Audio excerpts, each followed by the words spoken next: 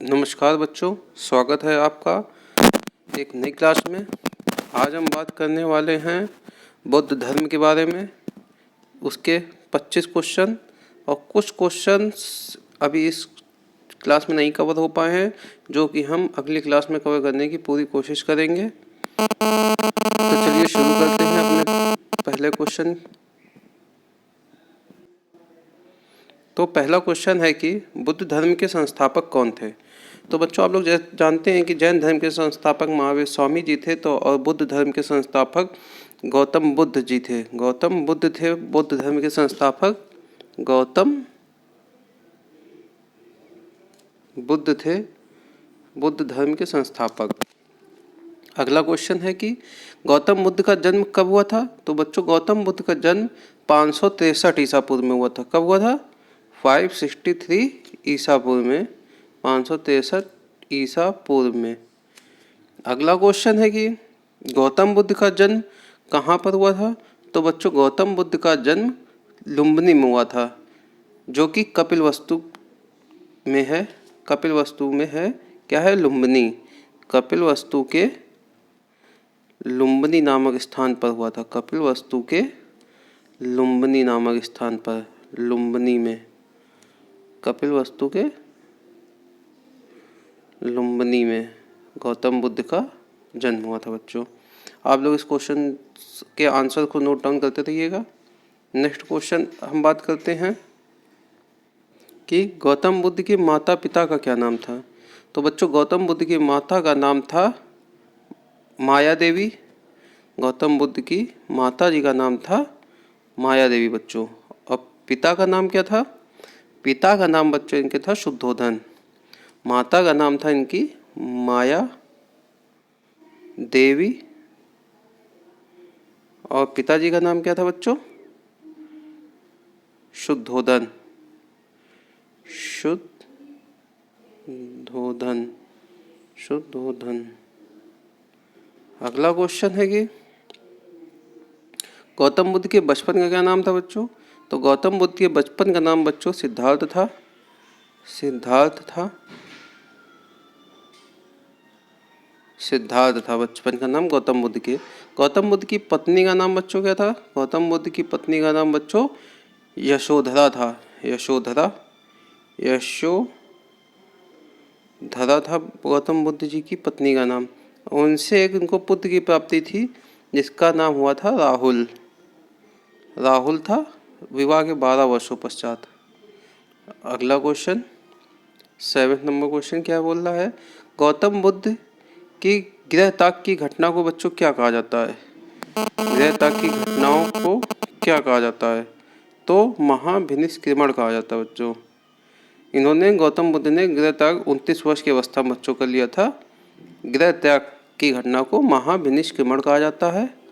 इन्होंने बच्चों एक बार ये गए थे अपने नगर की यात्रा पर, तो वहाँ पर इन्होंने देखा कि बहुत ही बुरा दृश्य देखा।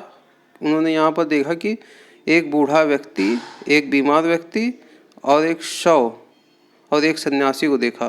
तो इनमें से सबसे ज़्यादा प्रसन्न सन्यासी था, शांत था। बूढ़ा व्यक्ति भी दुखी था, बीमार व्यक्ति भी दुखी था और शव भी था। तो ये सब देख के उनके मन में काफ़ी चिंता उत्पन्न हुई। तो इसी चिंता के कारण उन्होंने अपने उससे सारथी से पूछा कि इस संसार में दुख क्यों है इतना। तो इसी से उन्होंने क्षुब्ध होकर उन्होंने अपने गृह त्याग कर दिया था। तो चलिए अगला क्वेश्चन करते हैं। गौतम बुद्ध के प्रथम गुरु कौन थे? तो बच्चों, गौतम बुद्ध के प्रथम गुरु थे अलार कलाम। कौन थे बच्चों? अलार कलाम। गौतम बुद्ध के प्रथम गुरु कौन थे बच्चों? अलार कलाम। अलार कलाम थे। इनसे इन्होंने कौन सी शिक्षा प्राप्त करी थी? इनसे इन्होंने बच्चों संख्या दर्शन की शिक्षा प्राप्त करी थी। वैशाली में संख्या दर्शन की शिक्षा प्राप्त करी थी अलार कलाम से इन्होंने। ये इनके प्रथम गुरु थे। और गौतम बुद्ध ने बच्चों योग दर्शन की शिक्षा प्राप्त करी थी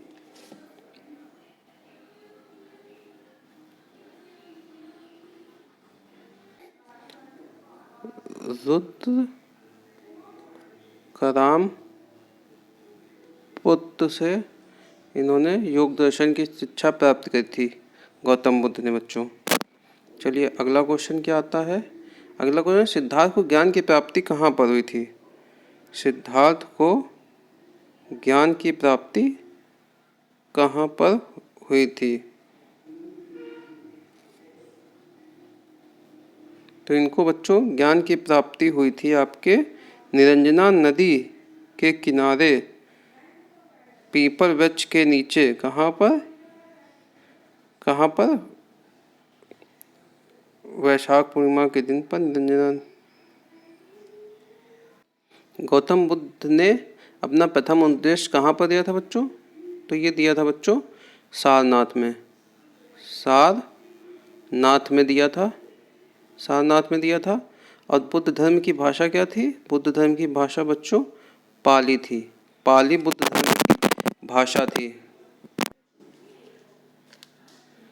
नेक्स्ट क्वेश्चन है कि सिद्धार्थ में अपने सर्वाधिक उपदेश कहाँ पर दिए थे। सिद्धार्थ ने अपने सर्वाधिक उपदेश बच्चों कहाँ पर दिए थे। तो ये दिए थे अपने सर्वाधिक उपदेश बच्चों श्रावस्ती में। श्रावस्ती में दिए थे इन्होंने अपने सर्वाधिक उपदेश। श्रावस्ती में सर्वाधिक उपदेश श्रावस्ती में दिए थे। गौतम बुद्ध ने सर्वाधिक और अंतिम वर्षावास कहाँ पर किया। तो ये बच्चों वैशाली में किया था। वैशाली में सर्वाधिक और अंतिम वर्षावास वैशाली में किया था। गौतम बुद्ध की मृत्यु कब हुई थी बच्चों। तो गौतम बुद्ध की मृत्यु हुई थी 480 ईसा पूर्व में। 480 ईसा पूर्व में, 480 ईसा पूर्व में हुई थी गौतम बुद्ध की मृत्यु। गौतम बुद्ध की मृत्यु कहाँ पर हुई थी। तो ये कुशीनगर में हुई थी बच्चों। कुशीनगर में हुई थी। तो इनके मृत्यु होने की जो घटना हुई थी उसको क्या कहा जाता है। महापरिनिर्वाण कहा जाता है। महापरिनिर्वाण कहा जाता है। कहाँ हुई थी इनके मृत्यु। कुशीनगर में। कुशीनगर में हुई थी।